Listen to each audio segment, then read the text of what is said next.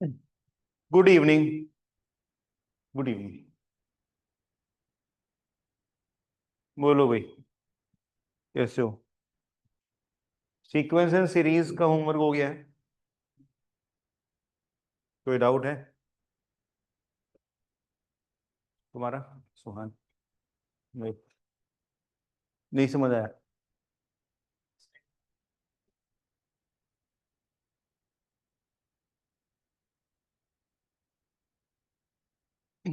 Online में राहिल, नीति, Saumya, AVM students, आप लोग का होमवर्क हो गया? Yes sir. Okay, very good. तो बताइए, जो डाउट्स बताइए, सीक्वेंस एंड सीरीज में डाउट्स अगर है तो। सर सीक्वेंस एंड सीरीज बाकी है, वो पहले भी प्रॉफिट एंड आया। लॉस का हो गया। क्या बोल रहे हैं? सीक्वेंस एंड सीरीज बाकी है। Yes sir. और क्या हो गया? प्रॉफिट एंड लॉस का हो गया। यस। अच्छा, तो वो तो फिर अभी मंडे को डिस्कस होगा। ऑल्टरनेट चल रहा है वो, आप लोग को क्लासेस का सीक्वेंस तो समझ आ गया है ना? हाँ सर। अच्छा, ठीक है। तो अब नेक्स्ट क्लास से दोनों होमवर्क होने चाहिए, है ना? ठीक है, बताइए डाउट्स सीक्वेंस एंड सीरीज में। 11।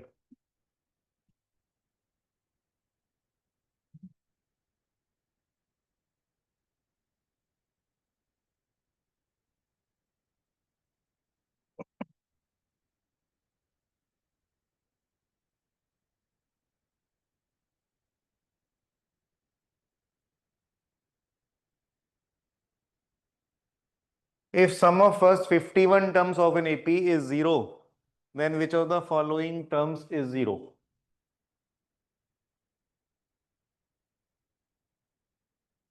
तो देखिए, 51 टर्म्स ऑफ एन एपी है, तो ये ऑड नंबर है। ठीक है, तो हमने एपी के एवरेज के बारे में हमने एक बहुत इंपॉर्टेंट पॉइंट नोट किया है। Average of an AP, right? And if AP is with odd number of terms, yeah, right? AP of odd number of terms। तो अगर एक एपी है जिसके नंबर ऑफ टर्म्स ऑड है, इसका अगर आपको एवरेज कैलकुलेट करना है, so you can simply write the average age the middle term. ठीक है, याद है क्या? ये हमने डिस्कस किया है पहले।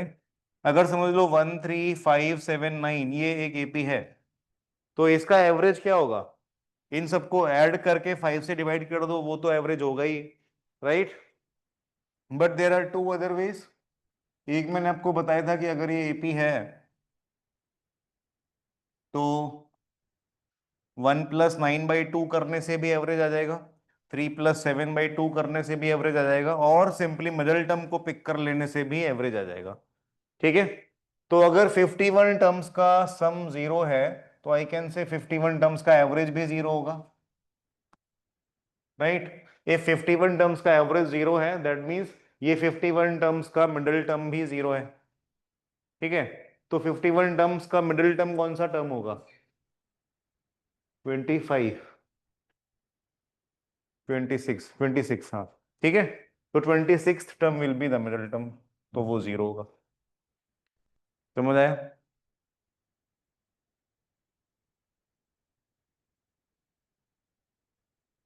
एवरेज क्या होता है? सम अपॉन नंबर ऑफ नंबर्स। तो अगर 51 टर्म्स का सम जीरो है, तो एवरेज ऑफ 51 टर्म्स क्या होगा? सम ऑफ 51 टर्म्स डिवाइडेड बाई 51। तो सम ऑफ 51 टर्म्स क्या है? और कोई डाउट है क्या ये क्वेश्चन में? 26 कैसे आया? तो देखो, 51 टर्म्स है, तो मिडिल टर्म कौन सा होगा? है ना, फिर 25 इधर, 25 इधर, और बीच वाला। ठीक है, ओके। 11th के बाद कोई और डाउट? हाँ 23।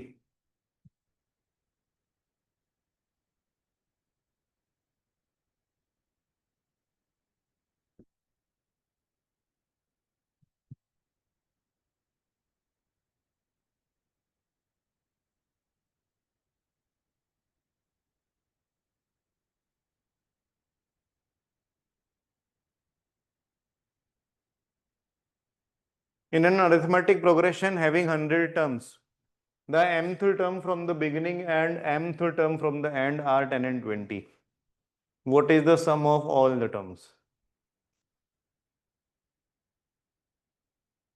तो देखिए अगेन वही सेम लॉजिक जो ऊपर हमने डिस्कस किया था। एवरेज ऑफ एन एपी, ये फाइंड करने का एक तरीका है average of two terms equidistant from beginning and end. ठीक है, अभी ऊपर वाले एग्जांपल में भी मैं बताया था आपको।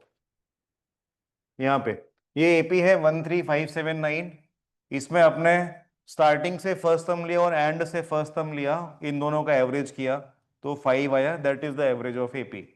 स्टार्टिंग से सेकेंड टर्म लिया और एंड से भी सेकेंड टर्म लिया तो और उनका एवरेज किया तो भी सेम आया, average of AP which is also 5। ठीक है, तो यहां जो मैंने सेंटेंस लिखा है, this sentence is the same. Average of an AP can be calculated by taking the average of only two terms of this AP, but those two terms should be equidistant from beginning and end, है ना। तो अब इस sentence में, इस question में exactly यही चीज लिखी है, mth term from the beginning and mth term from the end, ये दो चीजें गिवन है, ये दो टर्म्स गिवन है जो है 10 एंड 20। तो आपको दो टर्म्स मिल गए फ्रॉम बिगिनिंग एंड एंड, इसका एवरेज अगर आप करते हो तो you get the average of AP, right. So in this question average of AP क्या होगा, इट विल बी 10 प्लस 20/2। बोलिए ये लॉजिक समझ आ रहा है क्या? This is 15।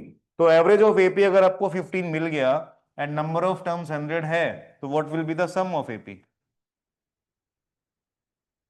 Average into number of terms, so 1500। Clear है क्या? कोई भी स्टेप में डाउट है तो बताइए।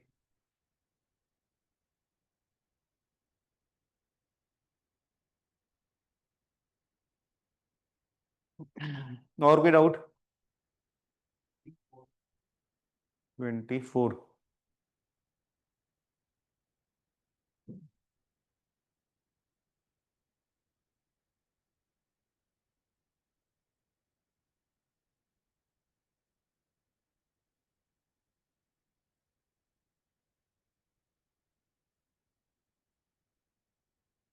If the sum of first 20 terms of an AP is 30 and sum of first 50 terms is also 30, then what is the sum of 21st term and 50th term? तो देखिए सम ऑफ फर्स्ट 20 टर्म्स, तो A1 A2 A3 ऐसा करके आपने A19 20 तक add किया, इसका सम आता है 30। ठीक है, and sum of first 50 terms is also 30, that means A1 A2 A3 ऐसा करते हुए 20 तक लिखा, फिर आगे 21 टू 50 लिखा तो भी सम 30 ही आया। Sum of first 50 terms is also 30। ठीक है, सो दैट मीन्स ये जो 21 टू 50, ये जो 30 टर्म्स हैं, इनका नेट तो जीरो हो गया। बात समझ आ रही है? क्योंकि 30 तो इतने का सम है, तो 30 तो इतने का सम है ही, फिर इसमें हमने इतने सारे टर्म्स और ऐड किए 21 से लेके 50 तक, तो भी सम 30 ही रहा। So what does that mean कि इनका नेट सम जीरो है। बात समझ आ रही है? तो इसका मतलब क्या हुआ कि ये भी एक एपी है 21 टू 30, 21 टू 50, 821 822 823 करते हुए 50 तक अगर आप टर्म्स लिखते हैं तो ये एक एपी बनती है जिसका सम क्या है, जीरो है। ठीक है, तो अगर एक एपी का सम जीरो है तो वी कैन से उस एपी का एवरेज भी 0 होगा। ठीक है, और अगर एक एपी का एवरेज 0 है तो we can say the average is the average of first and last term. तो A21 plus A50/2 is also the average of the AP. तो ये 2 इधर मल्टीप्लाई हुआ तो 21st term and 50th term का सम कितना हो गया? सम of 21st and 50th term वो 0 हो गया। ठीक है, कोई भी स्टेप में डाउट है, कुछ भी रिपीट करना है तो बताएं। क्लियर?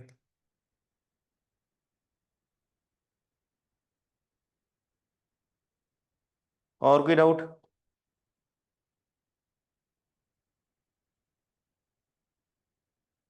35 36।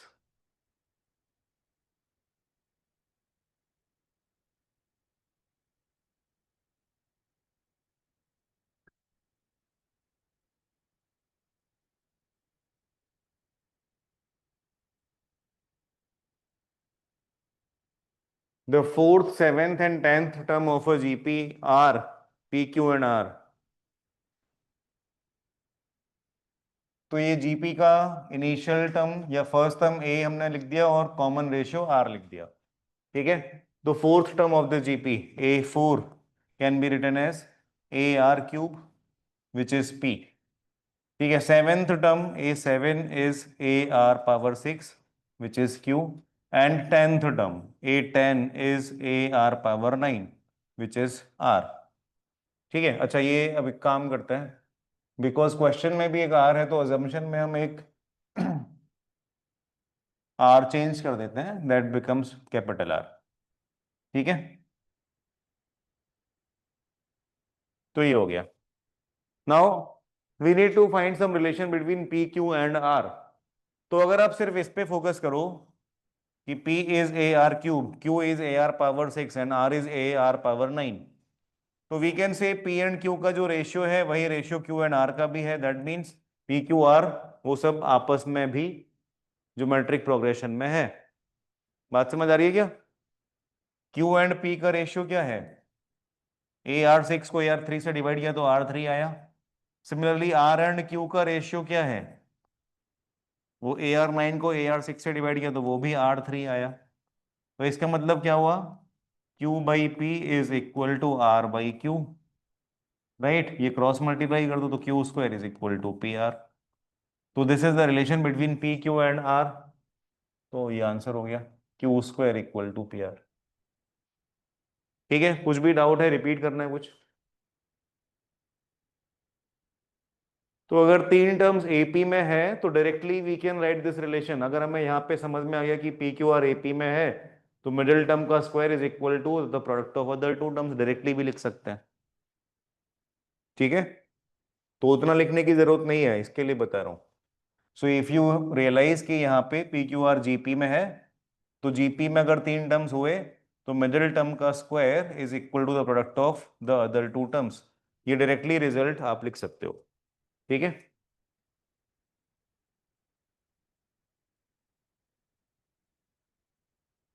36।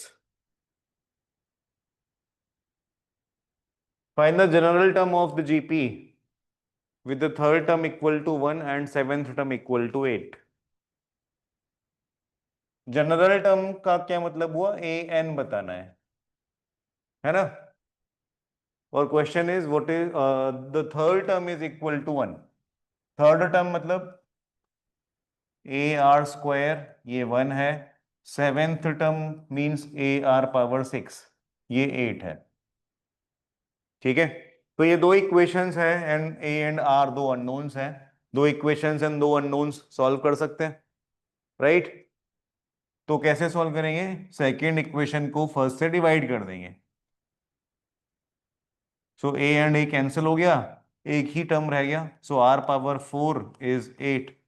तो इससे R की वैल्यू कितनी आ गई? 8⁻1/4। ठीक है, अनफॉर्चुनेटली कैंसिल नहीं होता है, सो R⁻4 इक्वल टू 8 आया। तो R का पावर R इज 8⁻1/4। यहां तक कोई डाउट है क्या? तो अगर R मिल जाए तो A भी मिल जाएगा। तो A कितना हो जाएगा? A टाइम्स आर की जगह आपने लिखा 8 पावर 1/4 और इसका स्क्वायर है तो ये 1 है, तो ए हो जाएगा 8 पावर -1/2। ये 2 होगा और फिर ये इधर जाएगा तो 8 पावर -1/2 हो गया। ठीक है, सो ए एंड आर ये दोनों अब आपको पता चल गए, ये ए है, ये आर है, so both R available. Now we can write A N. A N कैसे पता चलता है? A N is AR⁻n−1। ए आपके सामने है 8 पावर -1/2, आर भी वहां है 8 पावर 1/4 और इसका पावर है n−1। ठीक है, अब ऑप्शंस में अगर आप देखते हो तो सारे सारे ऑप्शंस में 8 नहीं है, 2 है। तो this this gives us a hint कि आपको ये 8 को 2 पावर 3 में कन्वर्ट करना पड़ेगा। ठीक है, तो कर लेते हैं और फिर ऐड कर देंगे। तो ये 8 और ये 8 ये दोनों क्लब होके एक सिंगल बेस बन जाएगा and it will be 1/4 n−1 -1/2। ठीक है क्या?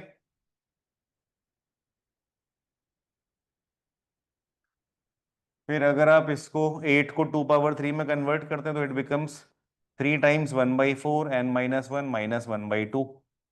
फिर ये 3 अंदर ब्रैकेट में मल्टीप्लाई होगा तो इट बिकम्स 3/4 n -3/4 -3/2। ठीक है, सही है ना? तो बस इसका सिंप्लीफिकेशन 2 पावर 3/4 n -3/4 -3/2 कितना हो गया?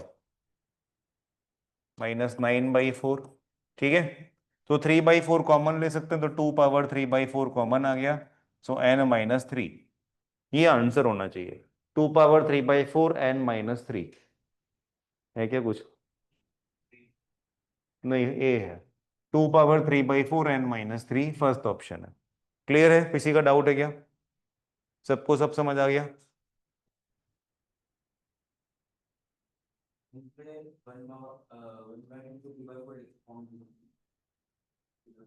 1/2 को, हाँ हाँ ठीक है, हाँ यहाँ पे भी 1/2 को 2/4 लिख के 1/4 कॉमन लेते हो और 2³ आपका 3 आ जाता हो। हाँ ठीक है, तो ये एक तरीका है।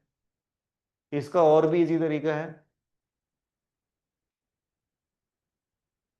पर ये जो अभी हमने डिस्कस किया इसमें किसी का डाउट है तो बताइए, ये क्लियर है? बट एग्जाम में अगर आएगा तो आपको ऐसे सॉल्व नहीं करना है जो अभी हमने किया। आपको क्या करना है, क्वेश्चन सेज जनरल टर्म बताओ, ए एन बताओ, A3 गिवन है 1, A7 भी गिवन है 8। तो ये जो भी जनरल टर्म है इनमें से ही कोई एक है चार में से, है ना? बात समझ आ रही है?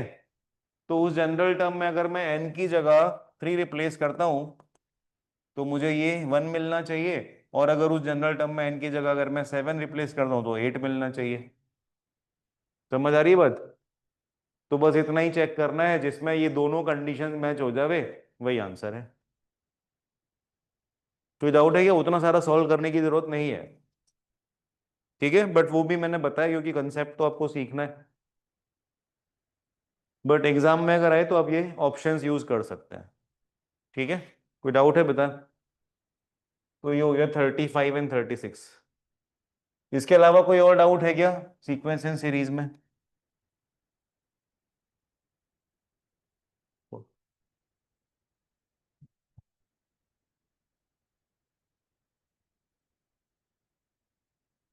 46, 41 एंड 46।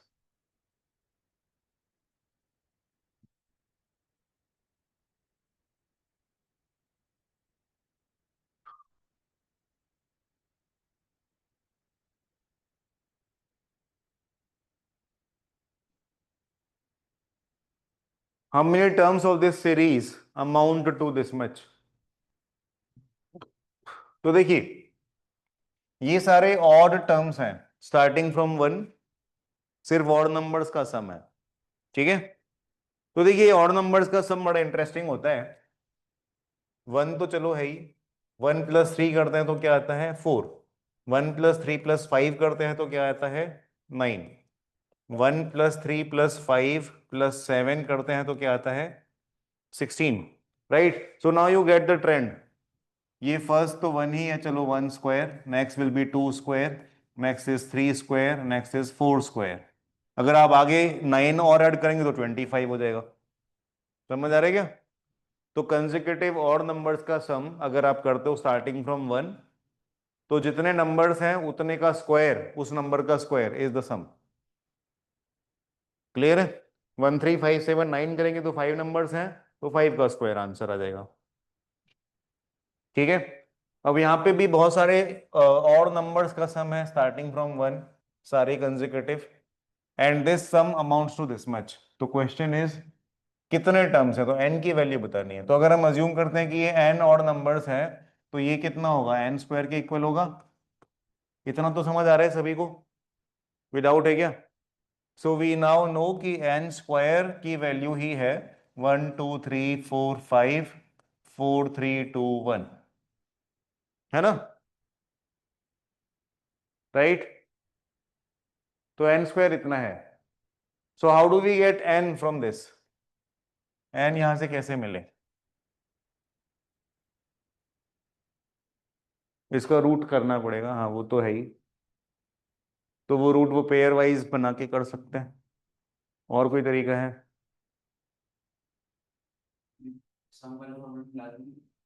तो उसमें भी n स्क्वायर ही आएगा।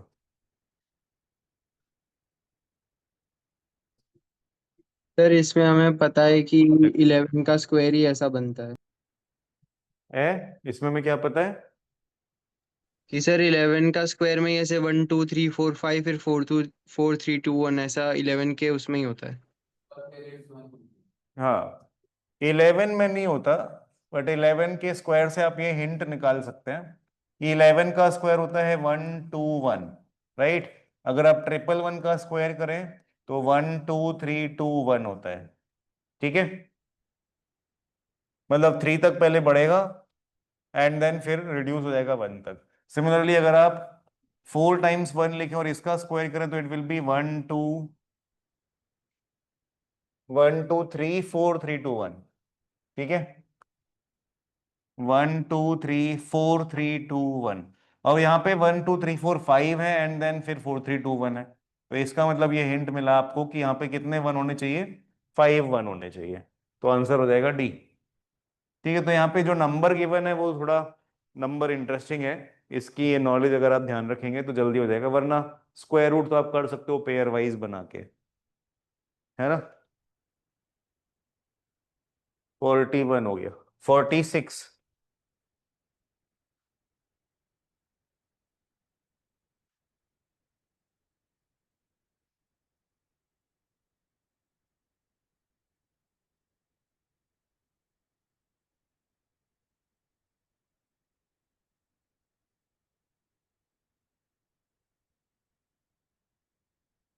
A man starts moving in north direction and covers a distance of 100 metre. ठीक है, नॉर्थ साउथ हम ऐसे बनाते हैं, ईस्ट वेस्ट हम ऐसे बनाते हैं, राइट। सो let us say the man start from this point, यहां से वो 100 मीटर नॉर्थ में गया।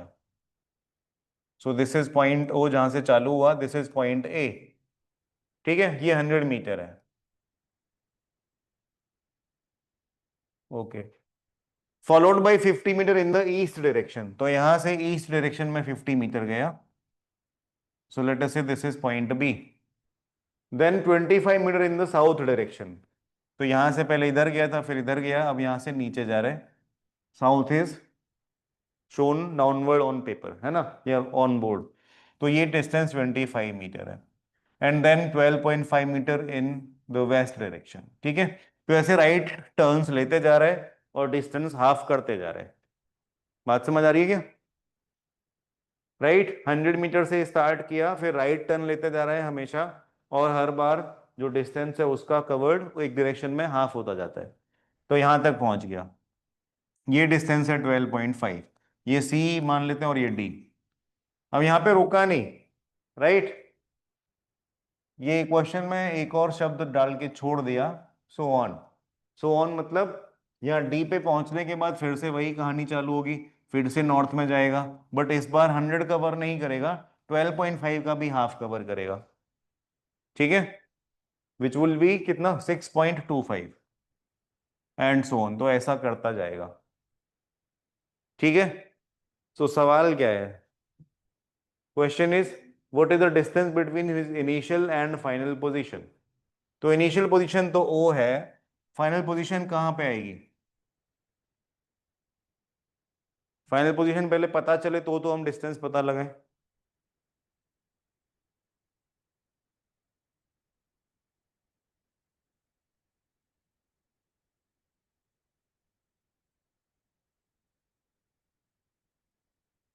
हाँ हाँ, तो अगर आप कोई नंबर को हाफ करते जाओ तो can we ever get to zero?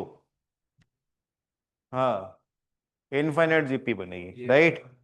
तो ये डिस्टेंस को हाफ करते जा रहा है, तो ये डिस्टेंस हाफ होते होते इतनी कम हो जाएगी कि वो प्रैक्टिकली मेजरेबल ना हो, बट ऐसे मैथमेटिकली तो जीरो नहीं हो सकता है ना। तो ऐसा केस जब भी होता है जहां पे प्रैक्टिकली जीरो नहीं है बट मैथमेटिकली जीरो है, उल्टा, राइट। तो ऐसे केस में हम इनफाइनाइट जीपी बनाते हैं। तो इनफाइनाइट जीपी में देखिए क्या होगा, आप ये डिस्टेंस तो कैलकुलेट कर सकते हो जो इसने फर्स्ट राउंड में बनाया। फर्स्ट राउंड में इसका इनिशियल पॉइंट ये था और फाइनल पॉइंट ये था, यही था ना। ठीक है। अब सेकेंड राउंड के लिए इसका इनिशियल पॉइंट भी यही हो जाएगा, point D, and final point यहां पे कहीं अंदर आएगा।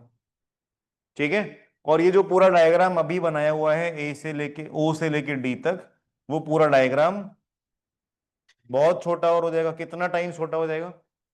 ये 100 से 6.25 हो गया, 16 टाइम्स छोटा हो गया, है ना। ये डिस्टेंस 100 थी, ये 6.25 हो गई, तो दिस डिस्टेंस बिकेम 1/16 टाइम्स। तो ये पूरा setup as compare to O A B C D, ये नेक्स्ट वाले राउंड का पूरा सेटअप 16 टाइम्स छोटा हो जाएगा एज कंपेयर टू दिस। सारे डायमेंशंस उसी रेशियो में छोटे होते जाएंगे। बोलो ये यहां तक कन्विंसिंग लग रहा है? यहां तक कोई पॉइंट में डाउट है? ठीक है। तो यहाँ पे इसका जो सेकेंड राउंड बनेगा ये वाला, तो आप ऐसा बोल सकते हो कि जो सारे डिस्टेंसेस हैं वो अपने करस्पॉन्डिंग फर्स्ट राउंड का डिस्टेंस है 1/16 टाइम्स है, ऐसा बोल सकते हैं। ठीक है। तो इसका मतलब ये भी हुआ कि अगर मैं फर्स्ट राउंड का इनिशियल और फाइनल डिस्टेंस पता लगा दूं, इनिशियल एंड फाइनल पॉइंट का डिस्टेंस, तो सेकेंड राउंड के इनिशियल और फाइनल पॉइंट का डिस्टेंस इसका 1/16 टाइम हो जाएगा, है ना। और उसके नेक्स्ट वाले का इसका 1/16 टाइम हो जाएगा। तो we now know the ratio. Ratio तो हमको पहले ही पता चल गया, बस हम एक चीज करनी है, ये डिस्टेंस पता लगानी है, एंड फिर उसको उस इनफाइनाइट जीपी के सम के फॉर्मूले में डाल देना है, बात खत्म हो जाएगी। Getting this point? 16 कहां से आ रहा है, क्लियर है क्या सबको? ठीक है। सो अब आपको सिर्फ इतना करना है कि ये ए पता लगाना है। इतनी ये ज्योमेट्री है, ये कर सकते हैं क्या? ठीक है। कैन वी गेट टू ए? ए के वैल्यू पता लगा सकते हैं। तो देखिए ये 100 है और ये 25 है, तो आई कैन से अगर हम यहां से ये लाइन ड्रॉ करते हैं, सो दिस लेंथ बिकम्स 75, है ना। सिमिलरली ये ए टू बी 50 है एंड ये 12.5 है, तो 50 में से 12.5 गया तो ये रह गया 37.5। ठीक है। 37.5 ये है, 75 ये है, तो 75 37.5 का डबल होता है। समझ आ रहा है क्या? So what will B this distance? ये हो जाएगा, ए होगा रूट ऑफ 37.5 का स्क्वायर प्लस 75 का स्क्वायर। ठीक है। 37.5 आप कॉमन ले लो यहां से, तो 37.5 कॉमन लिया तो यहाँ पे तो 1 स्क्वायर रहेगा और यहाँ पे 2 स्क्वायर रह जाएगा। बोलो हाँ। ठीक है। तो ये हो गया 37.5 √5। कोई भी स्टेप में डाउट है क्या? ठीक है। सो 37.5 √5 ये फर्स्ट राउंड का इनिशियल एंड फाइनल पॉइंट का डिस्टेंस आया। ठीक है। तो अब आपको क्या करना है, 37.5 या इसको 75/2 लिख दो, कुछ भी लिख दो। ठीक है। सो फर्स्ट राउंड का डिस्टेंस है 75/2 √5। नेक्स्ट राउंड का डिस्टेंस होगा 75/2 √5/16। उसके नेक्स्ट राउंड का डिस्टेंस होगा इसका भी 1/16 टाइम्स एंड सो ऑन, और ये इनफाइनाइट तक चलेगा। कोई भी डाउट है क्या इसमें? तो this is an infinite GP जिसका आपको फर्स्ट सम पता है एंड कॉमन रेशियो पता है। तो सम ऑफ दिस इनफाइनाइट जीपी कितना हो जाएगा? 75/2√5 a/1 - r होता है, ठीक है। सो a ये हो गया, अपॉन 1 - r ये हो गया। तो 15 होगा, 15 से 75 कैंसिल हो गया। तो दिस विल बी 75/2/15/16। √5 तो है ही, उसका कुछ हो नहीं सकता। तो 2 से ये 16 कैंसिल हुआ, 15 से 75 कैंसिल हुआ, तो ये इट बिकम्स 40 टाइम्स √5, ठीक है। So answer is 40√5। कोई भी स्टेप में डाउट है तो बताएं। क्लियर है क्या? 46 मतलब ये एक्सरसाइज में और कोई डाउट है?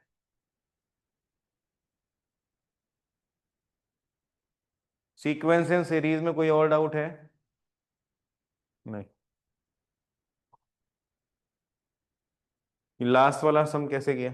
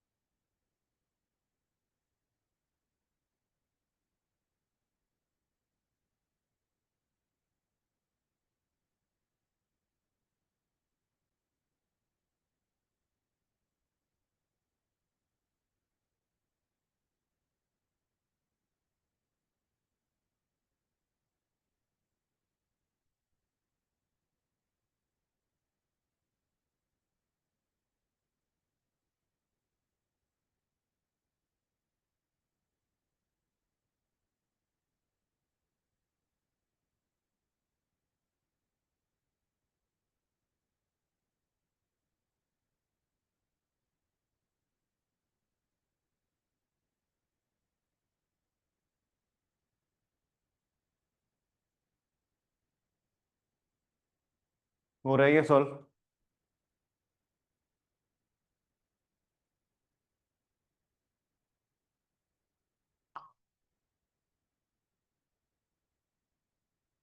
बोलिए एवीएम स्टूडेंट्स, क्या कर रहे हो तुम लोग?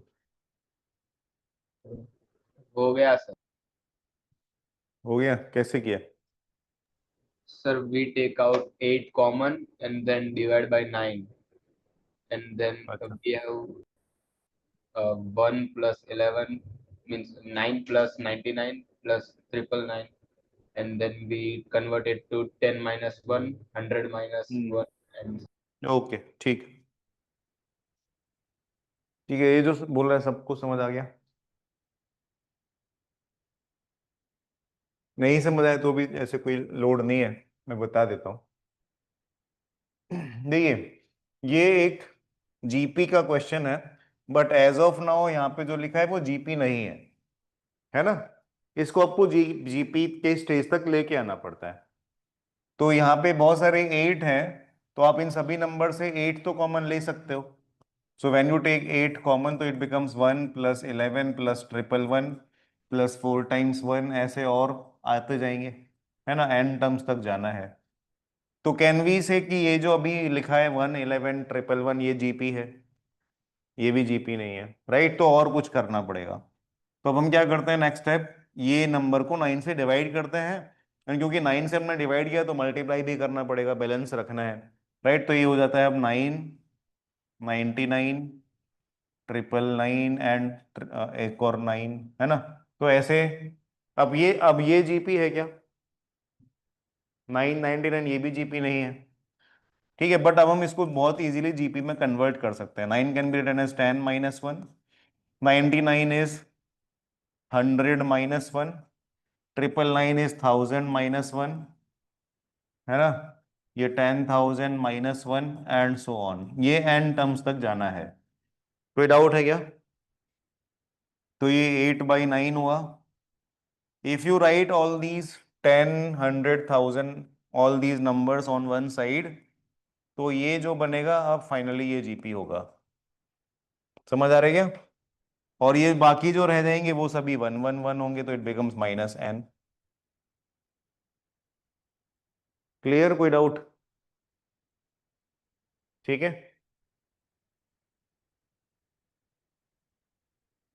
तो ये 8/9, इसका आप सम कर सकते हैं जीपी का n टर्म्स तक, और -n हो जाएगा, तो इसका सम आ जाएगा। ठीक है, बट ये क्वेश्चन अगर एग्जाम में आए तो आपको ऐसे नहीं करना है। आपको देखिए क्या करना है। Question is what is the value of this sum. तो ये n टर्म्स का सम है, तो n की वैल्यू 1 या 2 भी हो सकती है कि नहीं? सो इफ n इज 1, तो ये सीक्वेंस में मतलब एक ही टर्म होगा, मीन्स 8 होगा। तो ये ऑप्शंस में अगर आप n की जगह 1 रिप्लेस करो और आंसर 8 आ जाए, तो वो ऑप्शन सही हो सकता है ना? अगर दो ऑप्शंस में आंसर 8 आ गया, तो फिर हमारे पास और तरीके हैं चेक करने के। बट ये जो मैं बोल रहा हूँ समझ आ रहा है क्या? राइट? अगर समझ लो एक ही ऑप्शन में ऐसा हुआ कि n = 1 प्लेस करने से 8 आंसर आया, तो वही सही है। अगर बाई चांस दो ऑप्शंस में ऐसा आ गया कि n = 1 प्लेस किया और आंसर 8 आया, तो अब मैं क्या करूंगा? n = 2 प्लेस कर दूंगा, मेरा क्या जाता है, मेरे पास तो बहुत है। तो n = 2 का मतलब ये सीरीज 2 टर्म्स की है, जिसका सम होगा 96। Right? So if I place n = 2 in these options और आंसर 96 आ जाए, तो वो ऑप्शन सही है। बात समझ आ रही है? कोई भी डाउट है इसमें बताइए। तो इस तरीके से, क्योंकि आपके पास ऑप्शंस है, तो आपके पास ये फैसिलिटी है कि आप ये कर पाओ। अगर ऑप्शन नहीं होंगे, तो फिर तो आपको ये सॉल्व करना ही है। ठीक है, तो ऑप्शन तो होंगे ही, क्यों नहीं होंगे?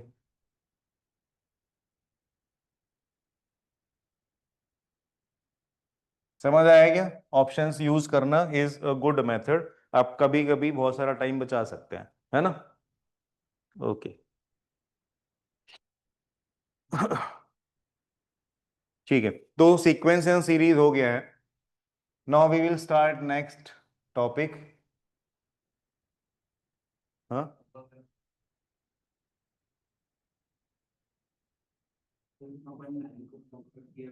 अगर उसकी जगह पर 10 - 9 करिए, ऐसे करते तो 10 - 9, 10 - 9 - 9 100 - 9 करने से तो क्या आता? पहले 1 1 पहले ये था 1 11 1 4 टाइम्स। हाँ, तो क्या बोल रहे हो आप?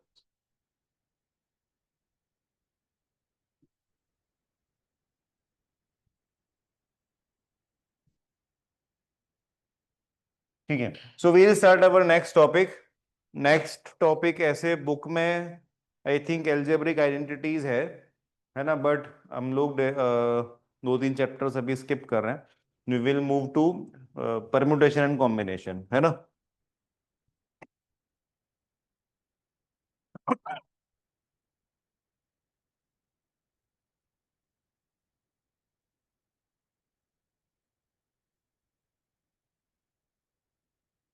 काउंटिंग टेक्निक्स, इन शॉर्ट आप ऐसा बोल सकते हो। Right? The next chapter is counting techniques. तो काउंटिंग वही जो ऐसे हम फिंगर्स पे कर सकते हैं, ऐसे 1 2 3 4 5 कर सकते हैं। अगर मुझे काउंट करना है कि क्लास में कितने स्टूडेंट्स हैं, तो मैं काउंट कर सकता हूँ, है ना? जो कि 15 20 है। राइट? बट अगर मुझे काउंट करना है कि मैं ये 15 20 स्टूडेंट्स में से कितने डिफरेंट टीम्स बना सकता हूँ, 3 3 लोग की, तो कैन वी काउंट ऐसे फिंगर्स पे कि ये 3 आ जाए, फिर वो एक हट गया और ये 3 हो गए, तो ऐसे कितने कॉम्बिनेशन बन सकते हैं, और एक भी कॉम्बिनेशन पॉसिबल जो है वो स्किप ना हो। तो can we count it on fingers? ऐसा नहीं कर सकते, है ना? आपको लिखने पड़ेंगे बहुत सारे कॉम्बिनेशंस, है ना? कि ABC हो सकता है, C हटा दिया तो ABD हो सकता है, या A हटा दिया तो BCD हो सकता है। राइट? तो ऐसे बहुत सारे और कॉम्बिनेशंस बन सकते हैं, because we have so many people. Clear? तो काउंटिंग टेक्निक्स अब यहाँ पे काम आएगी। अगर मैं आपको और एक एग्जांपल देता हूं, एक समझ लो एक टूर्नामेंट है, एक स्पोर्ट टूर्नामेंट है, राइट, जिसमें 2 टीम्स खेल सकती हैं एक मैच में, और उस टूर्नामेंट में टोटल 10 टीम्स ने पार्टिसिपेट किया। Fine. Now every team has to play with every other team exactly once. ठीक है, तो 10 टीम है, हर एक टीम को बाकी 9 टीम्स के साथ एग्जैक्टली एक एक मैच खेलना है। तो टोटल कितने मैचेस खेले जाएंगे? 45। ठीक है, राइट, वेरी गुड। बाकी लोग बताएं। 45, अब आपको पता चल गया कैसे होगा, है ना? तो अब आप इसको काउंट नहीं कर सकते हैं फिंगर्स पे कि इंडिया पाकिस्तान का होगा, फिर इंडिया न्यूजीलैंड का होगा, फिर इंडिया ऑस्ट्रेलिया का होगा, फिर ऑस्ट्रेलिया पाकिस्तान का होगा। ऐसे आपको कॉम्बिनेशन बनाने पड़ेंगे, राइट, या फिर कोई टेक्निक्स यूज करनी पड़े। अभी इधर से कोई बोल रहा था 90/2, तो दैट इज अ टेक्निक, है ना? वो आपने कुछ ऐसे लिखा थोड़ी कि लिस्ट थोड़ी बनाएगी कौन से मैचेस हैं, राइट? तो हमें वो टेक्निक्स ही समझनी है। समझ आया? सर आपने दूसरे बैच में कोई आधा चैप्टर शायद करवा दिया था, वो कौन सा बैच है? वो बैच, यार ध्यान नहीं है। आई थिंक वो वेंसडे वाला बैच है जिसमें तुम ओरिजिनली आते हो। अच्छा सर, ठीक है। हाँ। हम्म। तो अभी देखिए काउंटिंग टेक्निक्स हम स्टार्ट करें, तो उसके पहले हम एक बहुत ही सिंपल सा कॉन्सेप्ट समझेंगे, which is called fundamental principle of counting.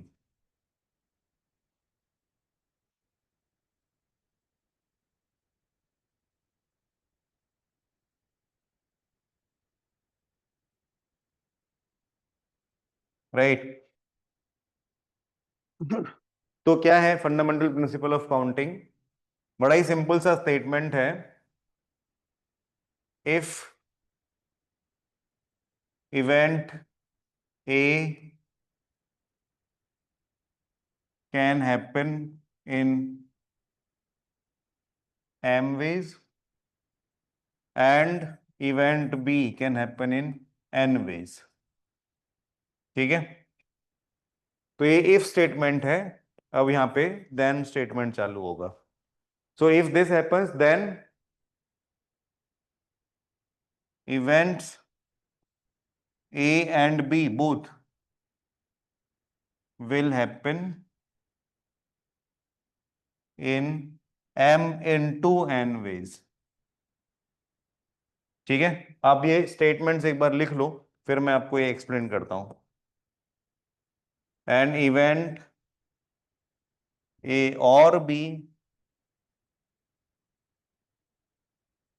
will happen in m plus n ways। ठीक है, तो ये कंडीशन है और ये उसका रिजल्ट है।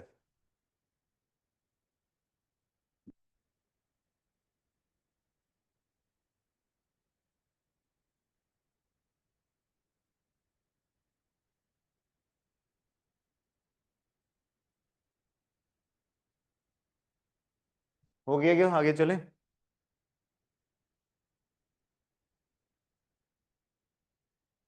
तो अभी देखिए event A can happen in M ways. तो let us think of some example जहां पे 2 इवेंट्स हैं ए एंड बी, जो डिफरेंट वेज में हो सकते हैं। ठीक है, सो क्या कर सकते हैं हम लोग? Let us say a person wants to go from Surat to Mumbai and then वहां से बेंगलोर। ठीक है, तो अभी सूरत टू मुंबई जाना ये इवेंट ए है, एंड मुंबई टू बेंगलोर जाना ये इवेंट बी है। ठीक है, तो सूरत टू मुंबई जाने के 2 तरीके हैं, या तो वो बाई रोड जा सकता है, कोई कैब कर ले या अपनी गाड़ी से चला जाए, राइट, या फिर ये बाई ट्रेन जा सकता है। मुंबई से बेंगलोर जाने के 3 तरीके हैं, बाई एयर, बाई ट्रेन और बाई रोड। ठीक है। So event A we can say can happen in 2 ways, event B can happen in 3 ways। समझ आ रही है? मुंबई, सूरत से मुंबई जाना ये 2 ways में हो सकता है, मुंबई टू बेंगलोर जाना ये 3 ways में हो सकता है। यहां तक कोई डाउट है? अब अगर हम पूछें कि वो सूरत टू बेंगलोर कितने डिफरेंट वेज में पहुंच सकता है, तो इट विल बी 6। तो सूरत टू बेंगलोर अगर जाना है तो इवेंट ए एंड बी दोनों को साथ में होना पड़ेगा, या ए और बी में से कोई एक हो जाने से चलेगा? दोनों को साथ में होना पड़ेगा, A and B both, right? That means ये कंडीशन यूज करनी पड़ेगी। Fine, if the person has to go from Surat to Bangalore, the person has to have event A and event B both happen. ठीक है, तभी जा सकता है। तो ए एंड बी अगर दोनों होना है तो ए एंड बी दोनों होने का कितने वेज है? M into n ways, where m is 2 and n is 3, right? तो ए एंड बी दोनों होना, दैट मीन्स 6 वेज। तो ये पर्सन 6 वेज में सूरत टू बेंगलोर जा सकते हैं। तो आप ऐसे भी हिसाब लगा सकते हैं, सूरत टू मुंबई रोड से गया और फिर फ्लाइट से गया, तो एक तरीका, रोड से गया और फिर ट्रेन से गया तो दूसरा, रोड से गया और रोड से गया तो तीसरा, and similarly train air, train train, train road. ठीक है, तो ऐसे 6 डिफरेंट वेज में ये पर्सन ट्रेवल कर सकता है। यहां तक कोई डाउट है क्या? अब उसको रियलाइज हुआ थोड़े समय के बाद कि भाई अब तो सूरत से बेंगलोर की डायरेक्ट फ्लाइट भी है ना?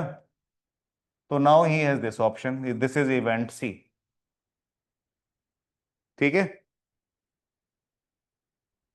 And then he also realise कि सूरत टू बेंगलोर तो ट्रेन भी चलती है, दिस इज डी। ठीक है, इवेंट सी तो सेम ही है, इवेंट सी तो सूरत से बेंगलोर जाना directly. So now there are 3 events. Event A है सूरत टू मुंबई जाना, इवेंट बी है मुंबई टू बेंगलोर जाना, और इवेंट सी है सूरत टू बेंगलोर जाना। ठीक है, तो अगर हम आपको बोलते हैं कि अभी वो सूरत से बेंगलोर जाए तो कितने वेज में जा सकता है? सूरत टू बेंगलोर अब कितने वेज में जा सकता है? तो नाउ देयर आर ऑप्शंस, या तो वो ए एंड बी करके जाएगा या फिर सी से जाएगा, है ना? अगर इवेंट सी होगा तो ए एंड बी दोनों का ही कोई काम नहीं है बीच में, फिर बात समझ आ रही है? So A and B can happen still in 6 ways, C can happen in 2 ways कि वो डायरेक्टली सूरत टू बेंगलोर चला जाए, तो इधर बाई एयर और बाई ट्रेन। ठीक है, तो event C can happen in 2 ways, directly Surat to Bangalore, that can happen in 2 ways. तो यहाँ पे ऑप्शन है, या तो वो मुंबई वाला रूट पकड़े या फिर डायरेक्ट रूट पकड़े। क्लियर है? So that is why there will be n और जब और होगा तो हम लोग प्लस यूज करेंगे। तो वेन एवर देर इज और वी यूज प्लस। तो ये और है कि एंड है, वो क्वेश्चन में आपको खुद से ही समझना पड़ेगा। क्वेश्चन में हमेशा एकदम एक्सप्लिसिटली लिखा हो कि ये एंड है या और है, वो नहीं होगा बहुत बार। ठीक है, समझ आ रही है बात? इवेंट ए और बी कैसे हो जाएगा? हाँ, इवेंट ए हुआ तो मुंबई जाके अटक गया, फिर बेंगलोर तो जा गया ही नहीं।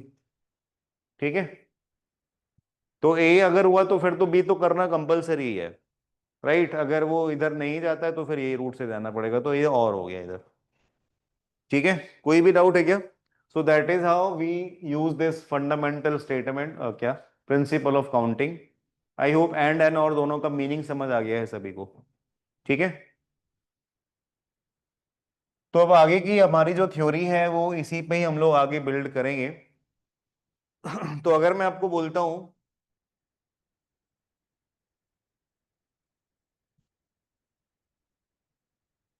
इन how many veg can 5 persons be seated on 5 chairs in a row?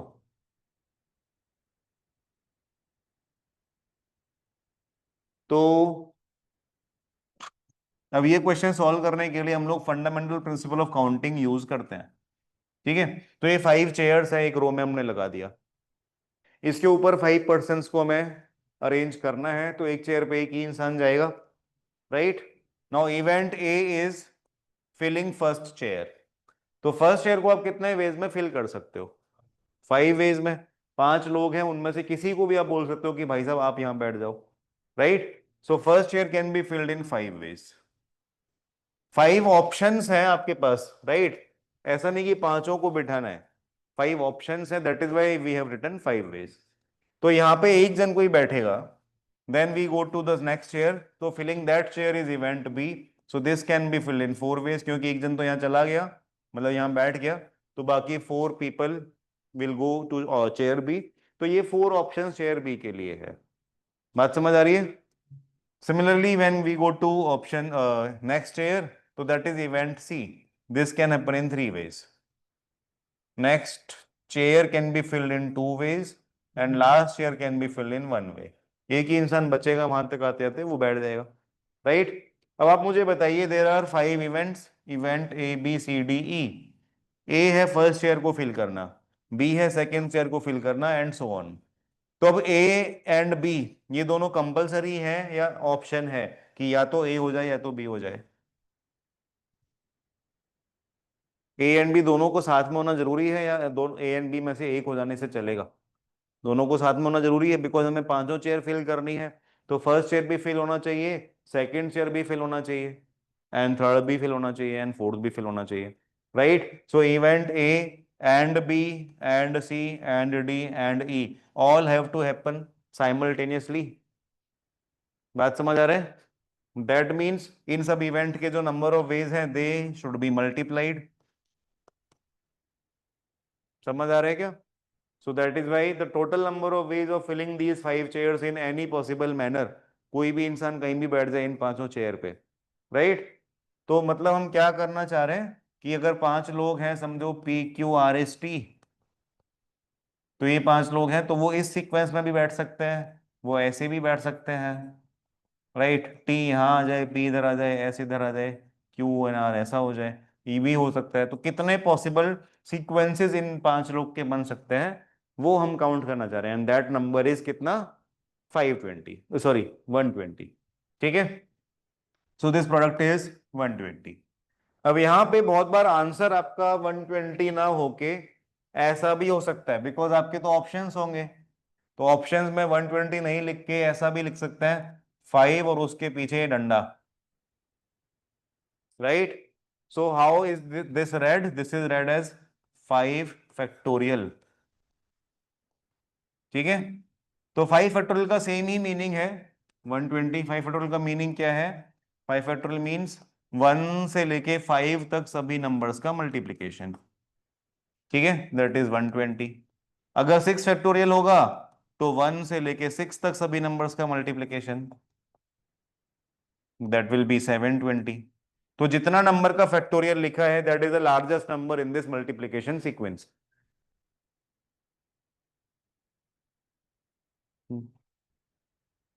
चलो, ठीक है क्या? तो n फैक्टोरियल अगर है तो it will be 1 2 3 till n। Fine, n factorial इतना होगा, n नंबर तक होगा। तो आपको ये जो फैक्टोरियल्स की वैल्यू है वो 6 7 तक याद रखनी चाहिए। तो 5 का इतना है, 6 का इतना है, 7 फैक्टोरियल इज, इसमें 7 मल्टीप्लाई किया तो इट विल बी 5040, राइट? इसके पहले आएगा 4 फैक्टोरियल, दैट इज 24, 1 2 3 4 का multiplication, 3 factorial is 6, 2 factorial is 2, right? तो ये फैक्टोरियल्स की वैल्यू भी अगर आप ध्यान रखोगे तो ज्यादा अच्छा रहेगा, राइट? अदरवाइज ये बार बार 4 फैक्टोरियल के लिए 1 2 3 4 करके मल्टीप्लाई करना पड़ता है, तो ये थोड़ा टाइम वेस्ट होता है। कोई डाउट है क्या? अगर मैं आपको बोलता हूं 2 3 6 7, राइट, ये 4 डिजिट्स यूज करके how many 4 digit numbers can be formed?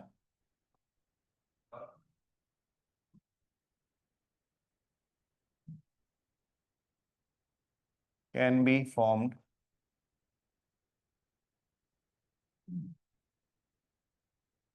using all 4 digits.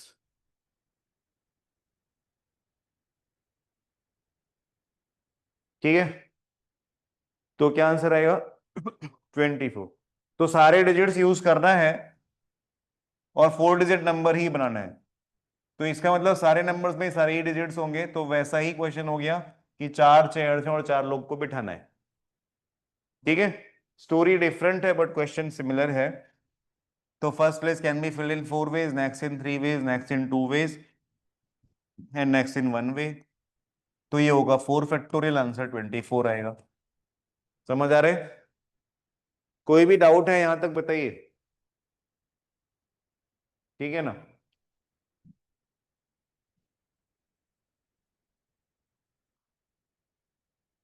तो वी कैन से यहां से अगर n ऑब्जेक्ट्स हैं एंड n प्लेसेस हैं तो कितने वेज में अरेंज हो सकते हैं? कितने डिस्टिंक्ट वेज में अरेंज हो सकते हैं? उस यहाँ पे देखिए 4 डिजिट्स थे और 4 डिजिट नंबर बनाना था। यहाँ पे 5 लोग थे और 5 चेयर थी। 5 फैक्टोरियल था और यहाँ पे 4 फैक्टोरियल था। तो n ऑब्जेक्ट्स है और n प्लेसेस है, तो it will be n factorial. समझ आ रही है? तो इसको हम थोड़ा सा डिटेल में लिख लेते हैं। This sentence is important, so we will write it like this: n distinct objects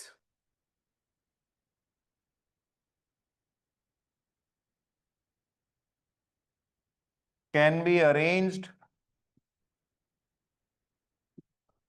in n distinct places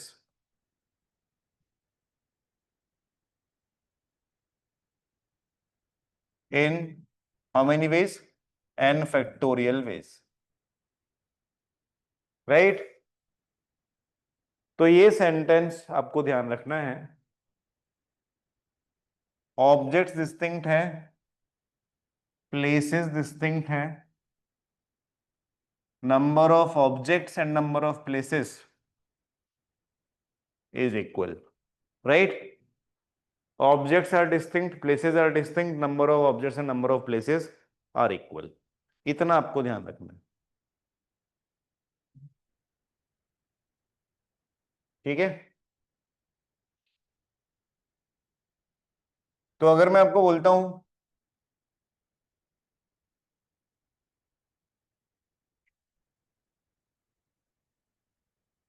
how many words with or without meaning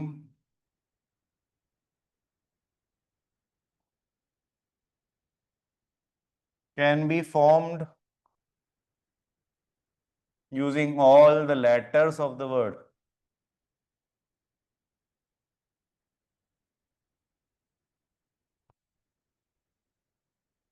ठीक है, क्या आएगा? 6 फैक्टोरियल। ठीक है ना? तो answer will be 6 factorial.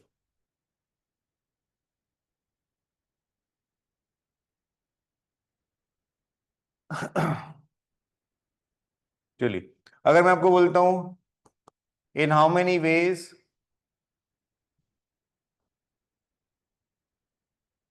Can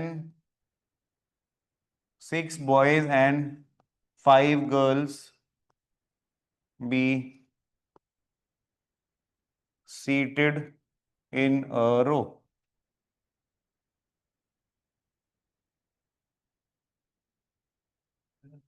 11 factorial. Girls and boys होने से कोई फर्क ही नहीं पड़ता है, 11 लोग हैं बस, है ना? क्योंकि ऐसी कोई कंडीशन ही नहीं कि गर्ल्स के ऊपर कुछ आपको अप्लाई करना है या बॉयज के ऊपर कुछ अप्लाई करना है, राइट? तो ये क्वेश्चन का आंसर 11 फैक्टोरियल होगा। अगर मैं आपको बोलता हूं इन अ रो इफ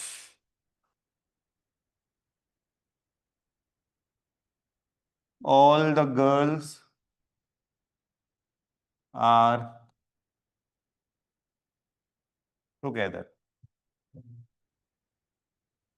ठीक है? सेकंड, all the girls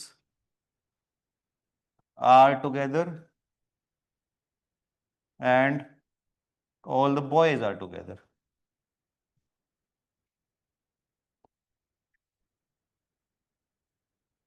दोनों सेम है?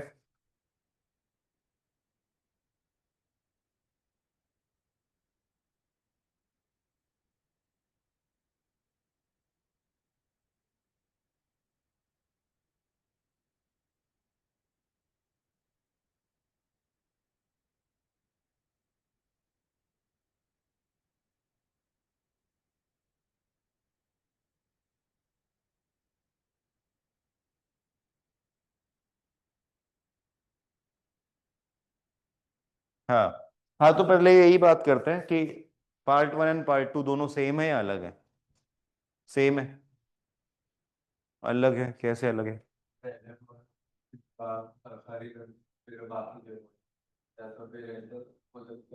जो पार्ट बी है वो पार्ट ए का एक सब पार्ट बोल सकते हो। एक सिचुएशन है पार्ट ए में जिसमें पार्ट बी आ जाएगा, but part a wider part है। तो एक लड़के के पीछे 5 लड़कियां, फिर बाकी के 5 लड़के, ऐसे 2 लड़के 5 लड़कियां, फिर 4 लड़के। वैसे अगर लास्ट सिचुएशन लिखेंगे तो 6 लड़के फिर 5 लड़के, जो कि सेकंड सिचुएशन बता रही हो, बट फर्स्ट सिचुएशन में और भी केसेस, ठीक है, समझ आ रही है?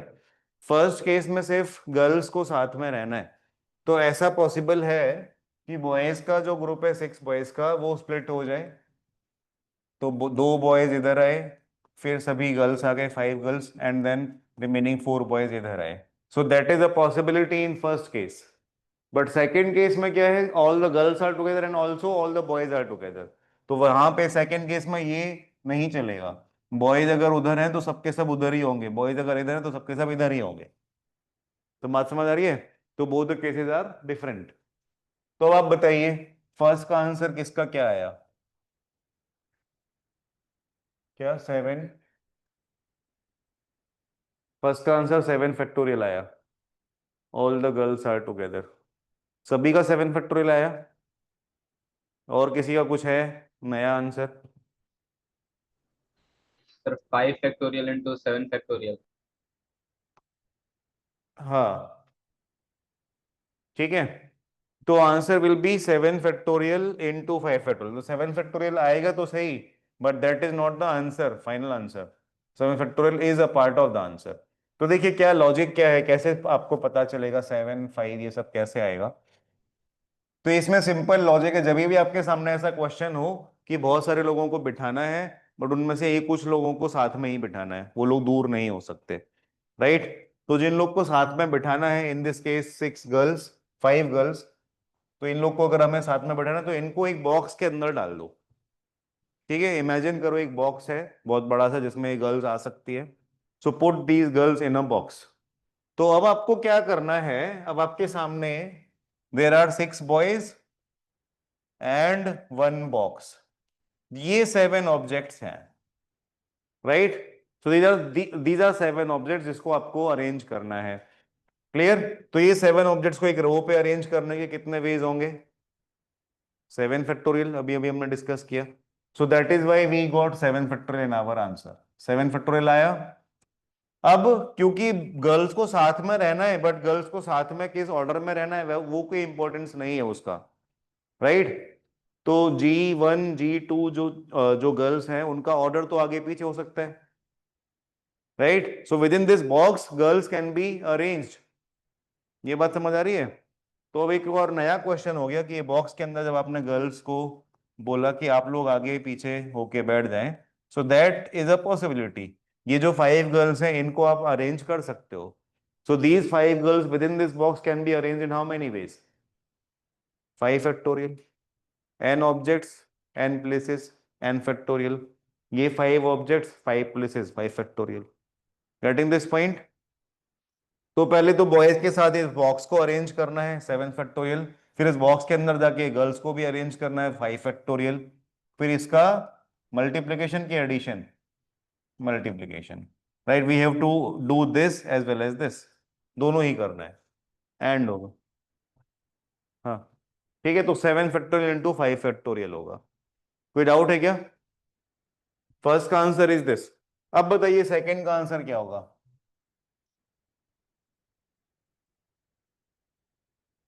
60। Sir 2 into 5 factorial into 6 factorial. हाँ ठीक है। तो अभी सेकंड में we have to make all the girls sit together, तो वो तो अभी हमने देखा, गर्ल्स का एक बॉक्स बन जाएगा। Then we have a box of boys also, तो इसमें बॉयज हैं सभी और इसमें गर्ल्स हैं सभी, राइट। तो ये दोनों बॉक्सेस को ये बस अब आप अरेंज कर सकते हो। तो इनिशियली आपके पास ये दो बॉक्स हैं बस, तो बॉक्स वन बॉक्स टू या बॉक्स वन बॉक्स टू। तो boxes can be arrange only in two ways. बात समझ आ रही है? So boxes can be arrange in two ways. अब बॉक्स के अंदर, आप फर्स्ट बॉक्स के अंदर गए 6 बॉयज मिले, इनको अरेंज कर दिया 6 फैक्टोरियल वेज में। नेक्स्ट बॉक्स के अंदर गए 5 गर्ल्स मिले, इसको अरेंज कर दिया 5 फैक्टोरियल वेज में, बस हो गया।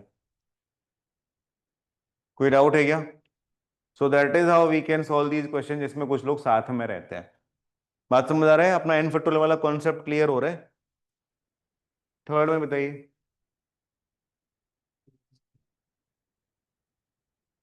सेकंड में गर्ल्स सब साथ में है एंड बॉयज भी सब साथ में है, तो बॉयज का एक बॉक्स बना दिया। अभी जैसे ऊपर बताया था, जिनको भी साथ में रखना उनका बॉक्स बना दो। तो बॉयज को साथ में रखना था तो उनका एक बॉक्स बना, गर्ल्स को साथ में रखना था तो उनका एक बॉक्स बना। तो अब बाहर से हम देख रहे हैं तो दो बॉक्स है ना बस, तो उनको अरेंज करने के two ways.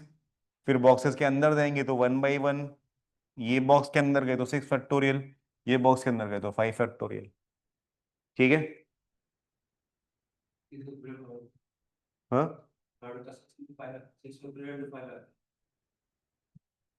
6 factorial into 5 factorial कैसे भाई?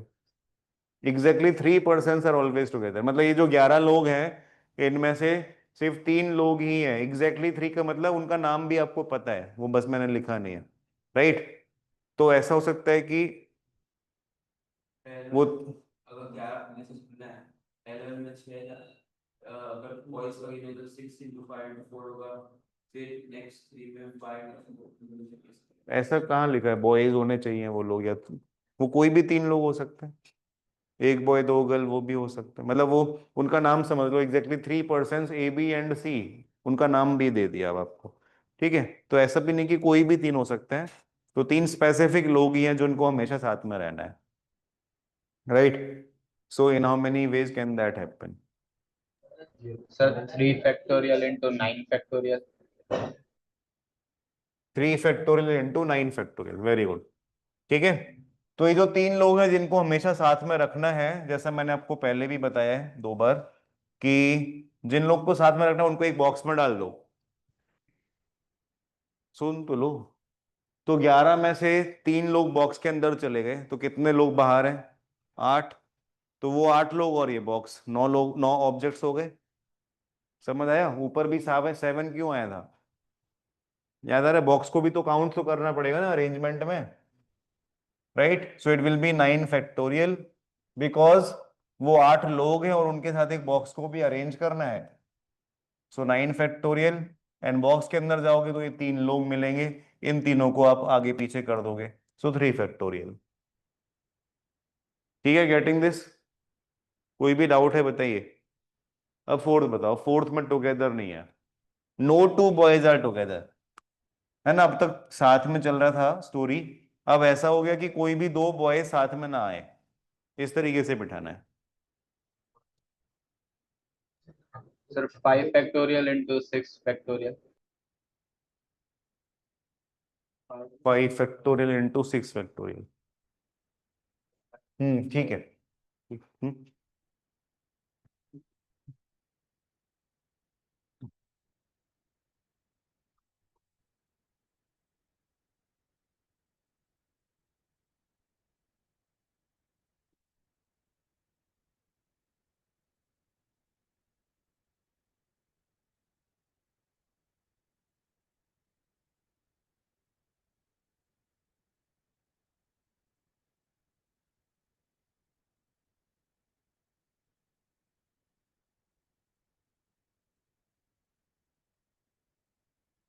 हाँ भाई, समझ आ रहा है क्या?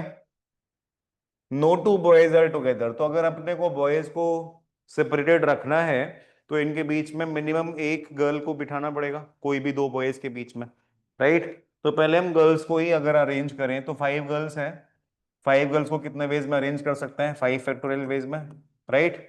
तो लेट अस से ऐसा करने से ये 5 गर्ल्स अरेंज हो गए 120 वेज में, 5 फैक्टोरियल वेज में, राइट। नाउ ये 5 गर्ल्स को अरेंज करने के बाद अब आप देखिए कि कितने सीट्स हैं जिसमें आप बॉयज को बिठा सकते हो। Condition being no two boys should be together, right. तो कोई भी दो गर्ल्स के बीच में दो बॉयज नहीं आ सकते हैं, एक ही बॉय आएगा। तो हमने सभी गर्ल्स के बीच में एक एक सीट अरेंज कर दी, और एक सीट इधर और एक सीट उधर अरेंज कर दी। तो टोटल कितने सीट्स हैं अभी आप देखिए, कितने लाइंस हैं, 6 है, 1 2 3 4 5 एंड 6, 6 लाइंस हैं, 6 सीट्स हैं, और कितने बॉयज हैं, 6, 6 बॉयज है ना बेटा, ठीक है। दो 6 बॉयज हैं और ये 6 सीट्स हैं, और सीट कोई भी दो सीट्स कंसेक्यूटिवली नहीं है, मतलब कोई भी दो बॉयज साथ में नहीं आ पाएंगे। तो हमारी जो कंडीशन थी वो फुलफिल हो रही है, राइट। सो वी कैन अरेंज दो 6 boys on the 6 seats in how many ways, 6 factorial. तो 5 फैक्टोरियल वेज में गर्ल्स अरेंज हो गए थे, राइट, इनटू 6 फैक्टोरियल वेज में बॉयज भी अरेंज हो गए। तो total number of ways of making no two boys sit together is 5 factorial into 6 factorial. कोई भी स्टेप में डाउट है, कुछ भी रिपीट करना है तो बताइए, ठीक है। मतलब नो टू गर्ल्स, दो बॉयज बीच में जा सकते हैं। तो एक बार तो इसमें फिर 2 फैक्टोरियल इनटू फैक्टोरियल कुछ इस फैक्टोरियल क्या बोल रहे हैं मैं समझा नहीं। बॉयज का गर्ल्स का no two girls are together ऐसा,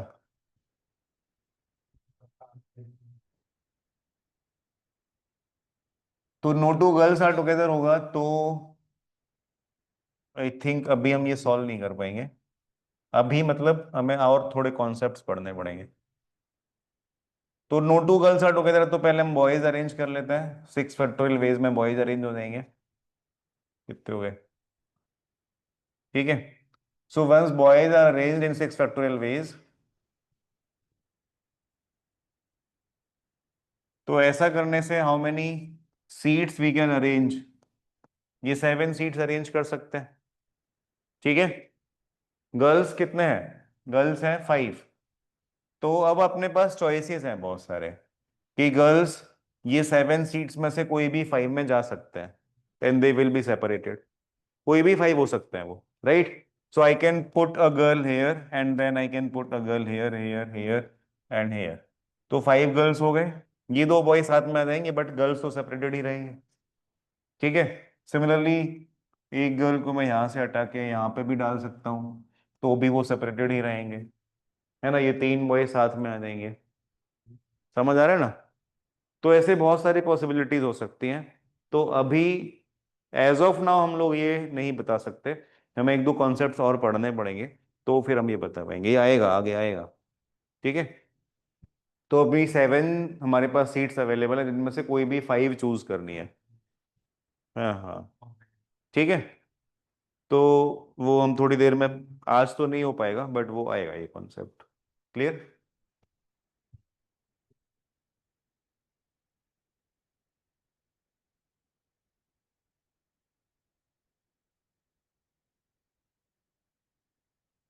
तो देखिए let us go back to our question.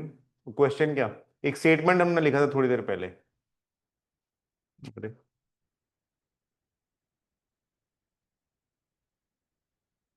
हाँ ये, ठीक है, ये स्टेटमेंट हमने लिखा था।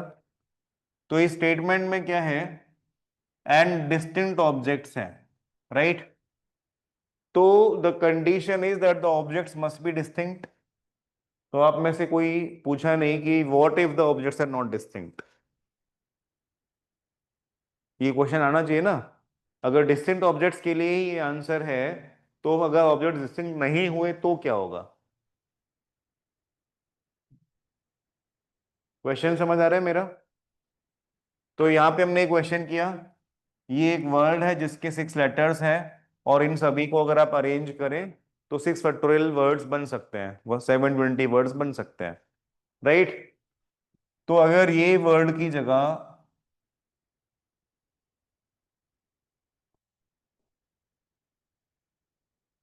ये हो एंड बाकी सब सेम है, तो इससे कितने वर्ड्स बन सकते हैं?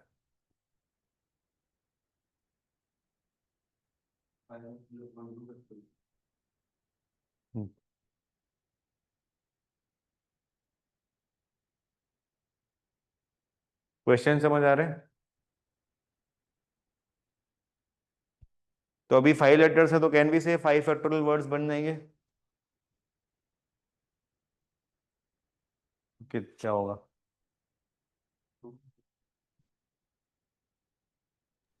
Sir 5 factorial divide by 2 factorial.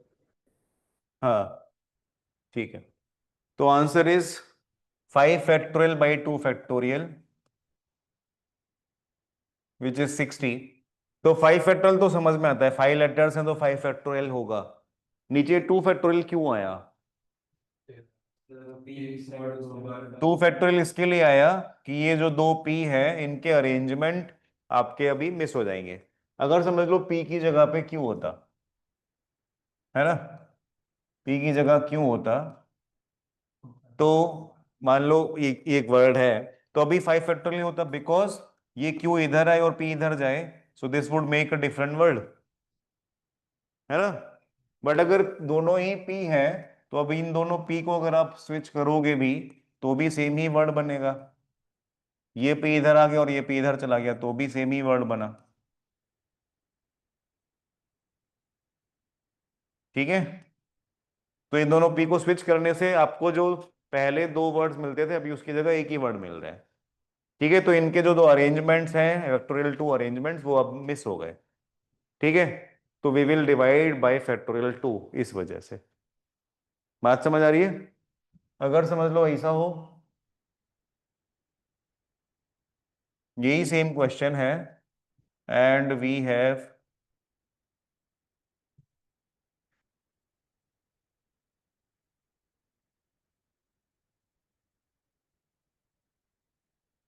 तो क्या आंसर आएगा?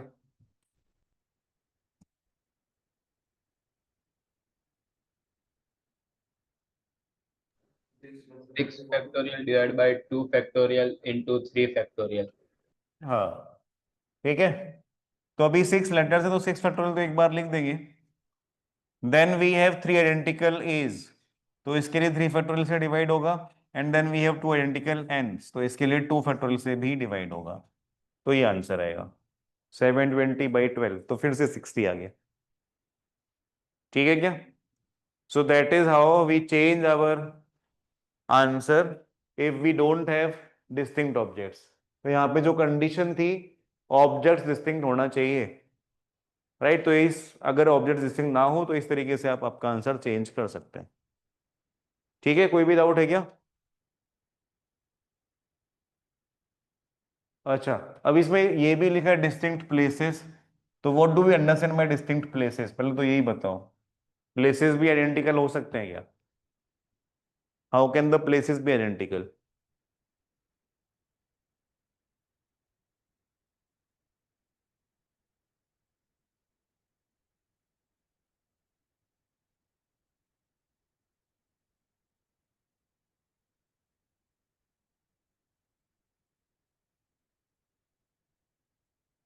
तो अगर हम बोलते हैं 4 persons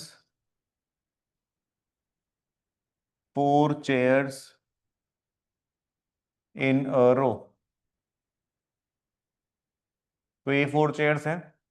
so are these places identical? अगर चेयर्स सारी आइडेंटिकल भी है तो कैन वी से कि ये प्लेसेस आइडेंटिकल है?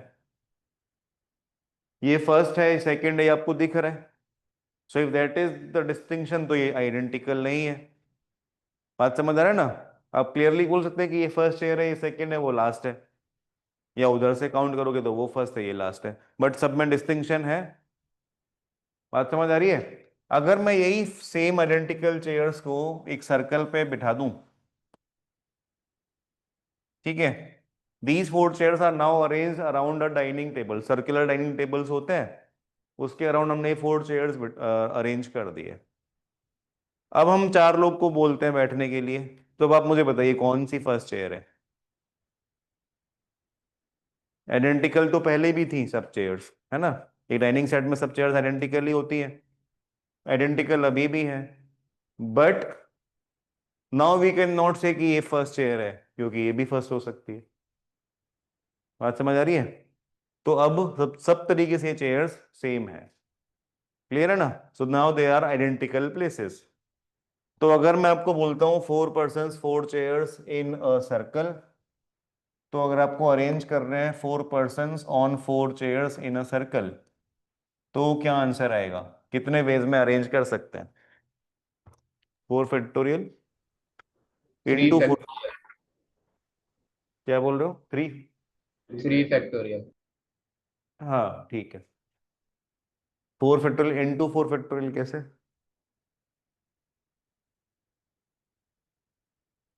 ये भी गिन लिया।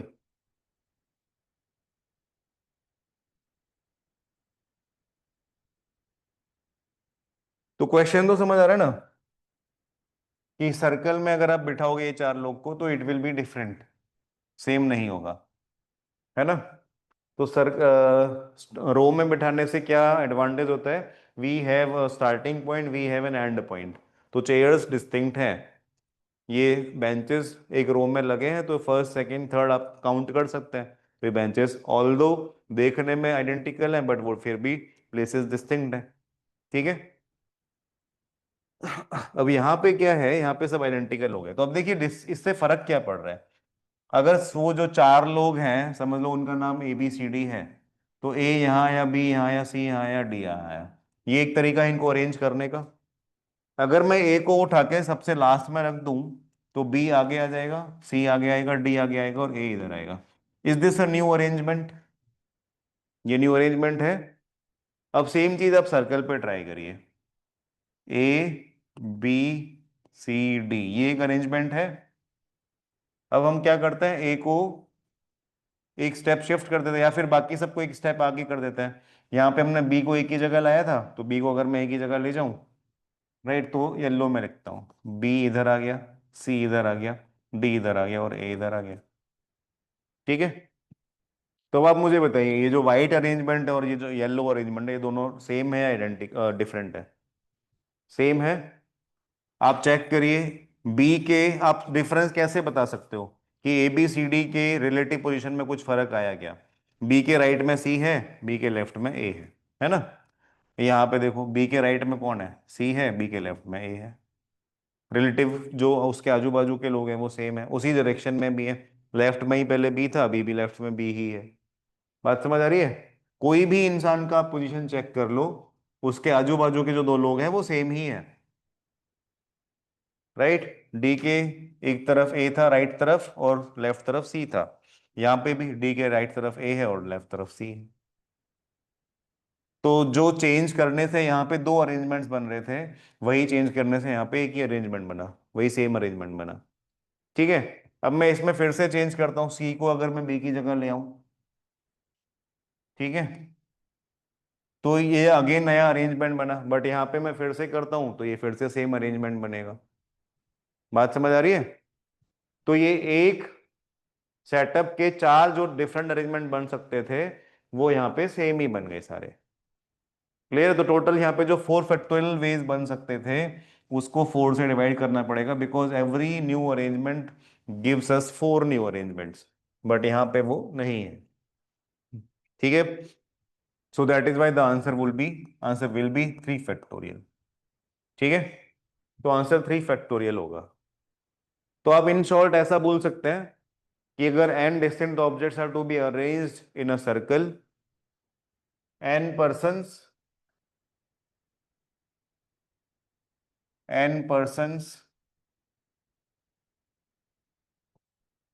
can be arranged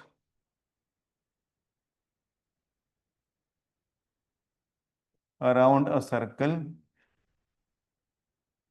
in n-1 factorial ways। ठीक है। ये आप इन शॉर्ट नोट करके ध्यान रख सकते हो। ठीक है क्या? एक स्टेटमेंट में और लिख देता हूं, n flowers can be arranged in a thread to make a garland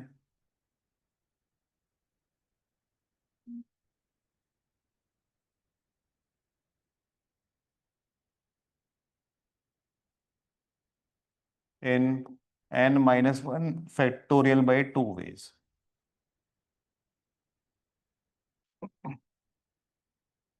ठीक है? अगर लोग बैठे हैं सर्कल के अराउंड तो n माइनस वन फैक्टोरियल होगा। अगर फूल बैठे हैं धागे में एक माला बनाने के लिए, तो उसमें टोटल कितने डिफरेंट माला बन सकती है? n minus one factorial by 2। ठीक है? किसी को नहीं जानना 2 क्यों आ रहा है?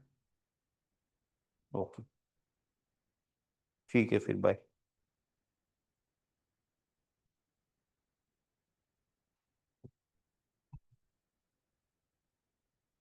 तो नेक्स्ट क्लास में आप लोग का होमवर्क रहेगा परम्यूटेशन कॉम्बिनेशन की एक्सरसाइज। बुक्स तो आप सबके पास है ही, तो एक्सरसाइज में से यू विल सॉल्व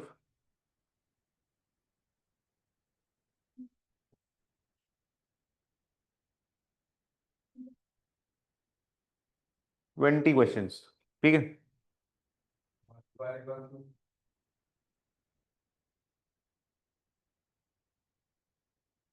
ठीक है, तो जिनको ये जानना है 2 क्यों है वो जान लें। अगर किसी का कोई और डाउट है तो वो भी अभी रुक के पूछ सकते हैं। ठीक है, तो देखिए 2 क्यों आया। आप अज्यूम करिए एक डाइनिंग टेबल है जिसमें 4 लोग बैठे हैं, A B C D। ठीक है? नाउ दिस अरेंजमेंट एंड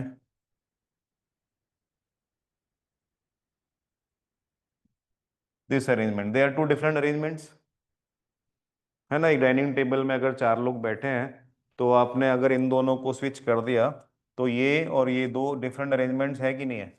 आप इसको 2 बार काउंट करोगे। ठीक है? अब अज्यूम करें एक गार्लैंड आप बना रहे हो जिसमें 4 फ्लावर्स ही हैं। ठीक है?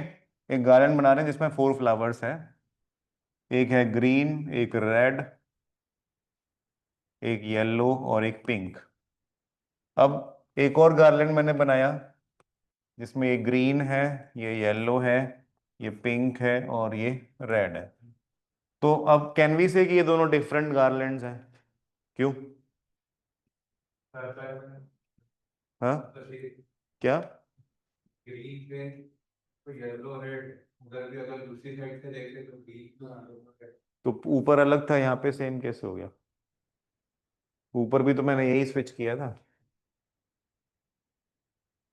ए सी तो सेम ही थे, सिर्फ डी और बी को स्विच किया था। तो यहाँ पे दो अलग अलग काउंट हो रहा था, यहाँ पे क्यों सेम काउंट हो रहा है?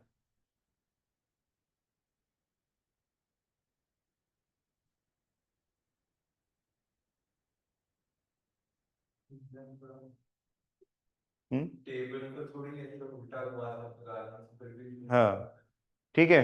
तो यहाँ पे गार्लैंड में ये सेम है, क्यों सेम है? ऑल्दो हमें वैसा ही लग रहा है कि हमने पिंक को यहाँ उठा के रखा और रेड को यहाँ उठा के रखा, बट ऐसा नहीं है। गार्लैंड तो क्योंकि गार्लैंड है हमारे हाथ में ऐसे घूम सकता है, तो अगर ये गार्लैंड को पूरा फ्लिप कर दो ऐसे, तो ये पिंक इधर आ गया और रेड इधर आ गया। ठीक है? तो ये जो 2 डिफरेंट लुकिंग अरेंजमेंट्स है वो बेसिकली सेम हो गए, इसमें आपने कुछ किया नहीं। ऊपर ऐसा पॉसिबल नहीं है, अगर 4 लोग खाना खा रहे हैं तो आप उस टेबल को उठा के ऐसे पलट नहीं सकते हो, that is not practically possible, है ना। तो यहाँ पे ये दोनों अलग अलग अरेंजमेंट्स काउंट होंगे, बट यहाँ पे क्योंकि flipping is easy and possible and practical, so that is why here these 2 different arrangements will not be counted as 2, वो एक ही होगा। तो इसलिए जब आप ऐसा करोगे जहाँ पे फ्लिपिंग पॉसिबल है सर्कल में, तो नीचे 2 से डिवाइड करना पड़ेगा। जब फ्लिपिंग पॉसिबल नहीं है तो n माइनस वन ही रहेगा। ठीक है? बाय।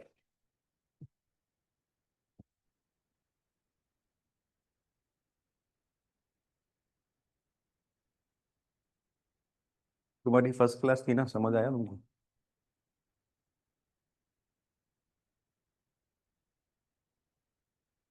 सर रिटर्न थोड़ा फनी था, इधर बोलने में भी मेरे को लगा कि क्या रीजन तो ठीक है, तो बोल दे, पूरा क्या जा रहा है, हंस लेंगे हम लोग अगर कुछ पर नहीं होगा तो। हो जाएगी। हाँ सर,